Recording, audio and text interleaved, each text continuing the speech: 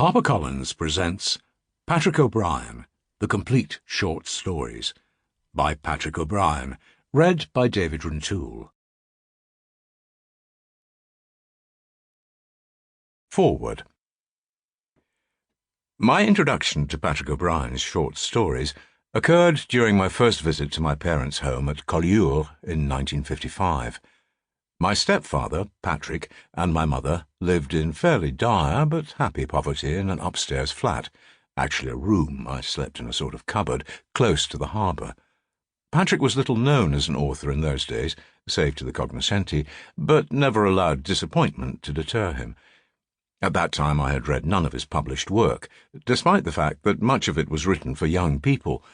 Fortunately, our tastes in many respects followed similar courses, particularly an intense love of the long 18th century. However, the only one of his published works I recall his sharing with me at the time was his first collection of short stories, The Last Pool, 1950. I read them with avidity, and particularly enjoyed his affectionate parodies of early Irish saga and hagiography, The Green Creature and The Virtuous Peleg. Especially charming were delightful touches like the angel whose neat agility saves the worldly Peleg from tumbling into the pit of hell, and the angel at the bottom of the chasm peered up through the shifting fog and altered his feet, and as he caught Peleg he said, "There, easy now, Peleg." Although I had at that time yet to visit Ireland, Patrick's stories, vivacity, humour, and touches of brogue rang true. No reviewer then suspected that he was not Irish, and he possessed a wonderful innate capacity for absorbing other cultures at an imaginative remove. Patrick acquired his skill in writing short tales at a very early stage of his literary career. Having completed his first novel, Caesar, 1930, at the precocious age of 12, he turned his hand to short stories. Initially they were aimed at the flourishing children's market, and were published in collections such as the Oxford Annual for Children, which made ideal Christmas presents. These early tales often featured brave but doomed wild animals, and in 1934 he published his first collection, Beasts Royal. I suspect that his largely lonely and to some extent harsh childhood propelled him into identification with the graceful creatures of his imagination. However, there is nothing mawkish or sentimental about his animals, birds, and even a whale, Skogula, who all too often come to a grisly and unjust end.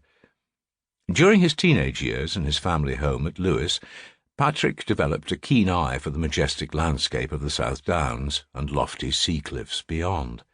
Later, when he and my mother decamped after the war to their tiny cottage refuge in Snowdonia, Patrick took up fishing, shooting, and following the local hunt.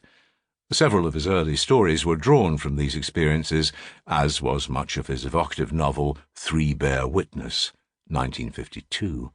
Other tales include characteristically magical passages reflecting Patrick's love of the landscape and the natural order. He had paid an extended visit to Ireland in 1937, from which stemmed his deep love of the country, its people, and scenery. There was no clear line of demarcation between the sea and the land. They merged vaguely to an indeterminate region, a flat and sodden country. Flat and limitless as far as sight could reach.